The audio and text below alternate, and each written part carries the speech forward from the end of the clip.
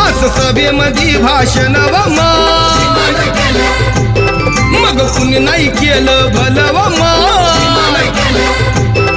अग दिल्लीचा दालन खुलव